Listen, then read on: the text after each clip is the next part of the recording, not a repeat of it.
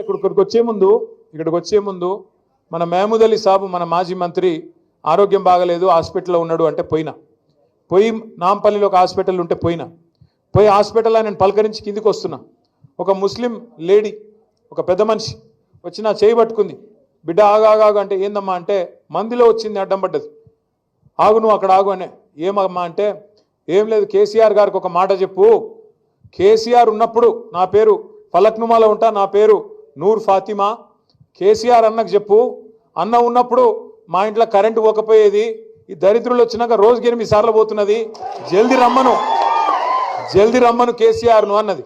అంటే ఎట్లమ్మా ఏం చేస్తాము, ఒక ఓటుకు తప్పు ఓటుకు మరి శిక్ష 5 ఏళ్ళు కదా, ఏం చేయాలి నేను అని నేనంటే, ఏదన్నా ఉపాయం చూడు బిడ్డ, ఏదన్నా చూడరాదు మీరు అందరు కలిసి అంటున్నది. ఉపాయం ఏం లేదు, ఉపాయం ఒకటే. ఏ 10 మంది సన్నాసులైతే మన పార్టీ నుంచి పోయినరో ఆ 10 సన్నాసులకు రేపటి రోజున ఉప ఎన్నికల్లో గద్వాలతో సహా కర్రు గాల్చి వాత పెట్టడమే ఉపాయం తప్ప వేరేం లేదు.